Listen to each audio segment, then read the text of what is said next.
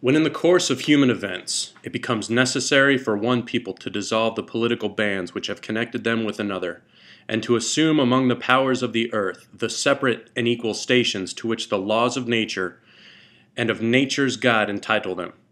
a decent respect to the opinions of mankind requires that they should declare the causes which impel them to the separation. We hold these truths to be self-evident, that all men are created equal, that they are endowed by their Creator with certain unalienable rights, that among these are life, liberty, and the pursuit of happiness. That to secure these rights, governments are instituting among men, deriving their just powers from the consent of the governed, that whenever any form of government becomes destructive of these ends, it is the right of the people to alter or to abolish it, and to institute new government,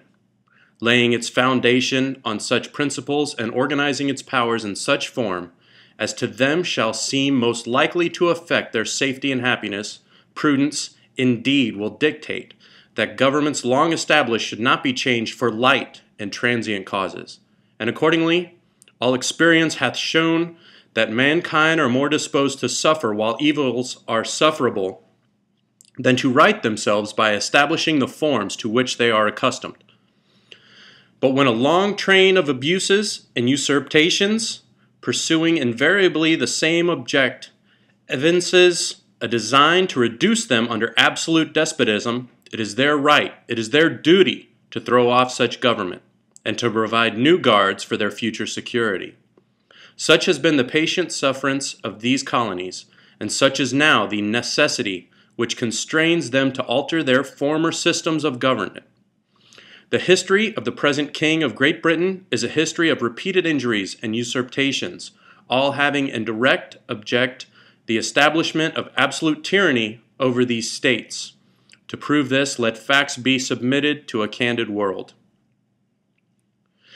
He has refused his assent to laws, the most wholesome and necessary for the public good. He has forbidden his governors to pass laws of immediate and pressing importance unless suspended in their operation till his assent should be obtained, and when so suspended he has utterly neglected to attend to them. He has refused to pass other laws for the accommodation of large districts of people unless those people would relinquish the right of representation in the legislature, a right inestimable to them and formidable to tyrants only. He has called together legislative bodies at places unusual, uncomfortable, and distant from the depository of their public records, for the sole purpose of fatiguing them into compliance with his measures.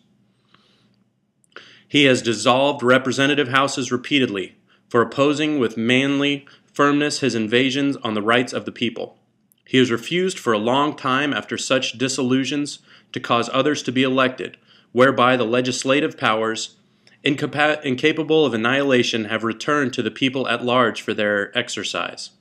the state remaining in the meantime exposed to all the dangers of invasions from without and convulsions within. He has endeavored to prevent the population of these states for that purpose, obstructing the laws for naturalization of foreigners, refusing to pass others to encourage their migrations hither,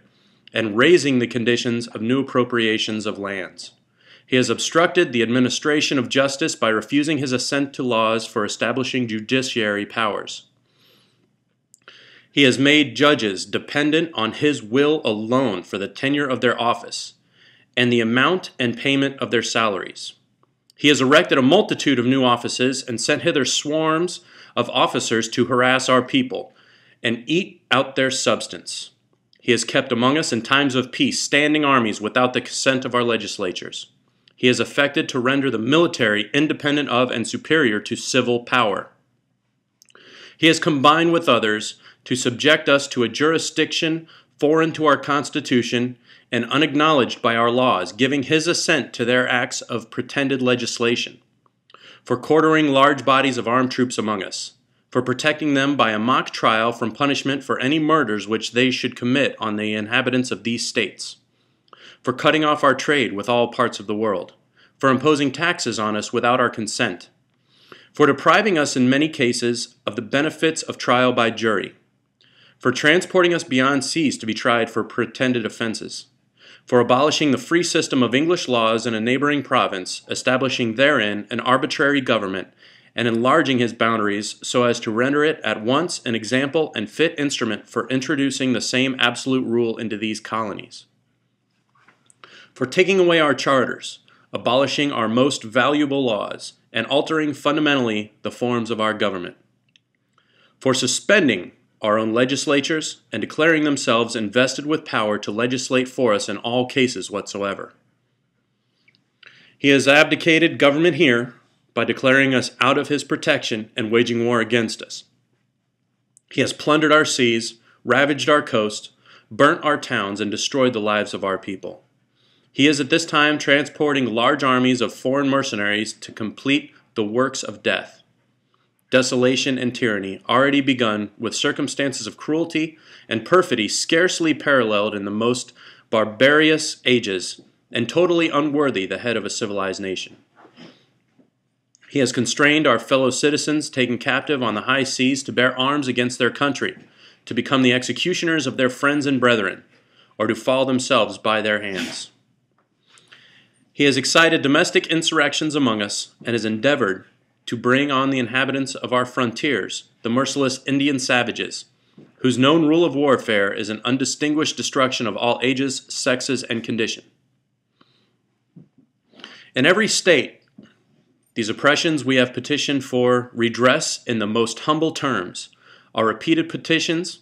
have been answered only by repeated injury. A prince whose character is thus marked by every act which may define a tyrant is unfit to be the ruler of a free people. Nor have we been wanting in attentions to our British brethren. We have warned them from time to time attempts by their legislature to extend an unwarrantable jurisdiction over us. We have reminded them of the circumstances of our emigration and settlement here. We have appealed to their native justice and magnanimity, and we have conjured them by the ties of our common kindred to disavow these usurpations, which would inevitably interrupt our connections and correspondence. They too have been deaf to the voice of justice and consanguinity. We must therefore acquiesce in the necessity which denounces our separation, and hold them as we hold the rest of mankind, enemies in war, in peace friends. We therefore, the representatives of the United States of America,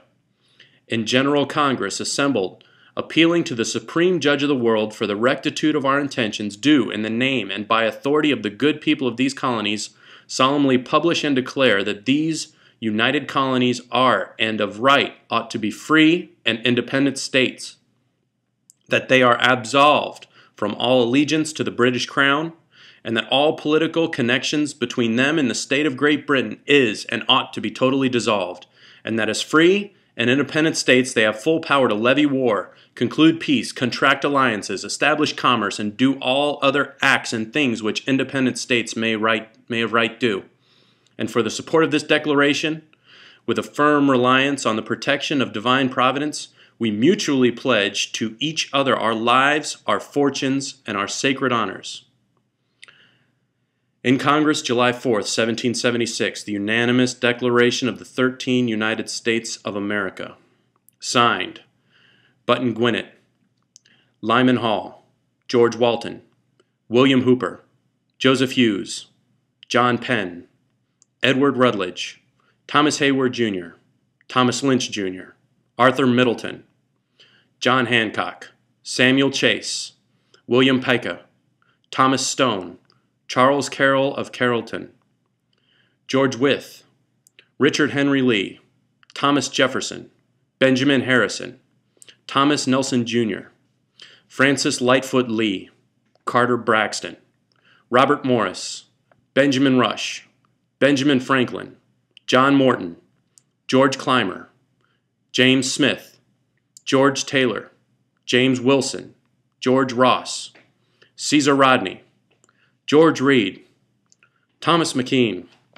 William Floyd, Philip Livingston, Francis Lewis, Lewis Morris, Richard Stockton, John Witherspoon, Francis Hopkinson, John Hart, Abraham Clark, Josiah Bartlett, William Whipple, Samuel Adams, John Adams, Robert Treat Paine, Elbridge Gerry, Stephen Hopkins, William Ellery, Roger Sherman,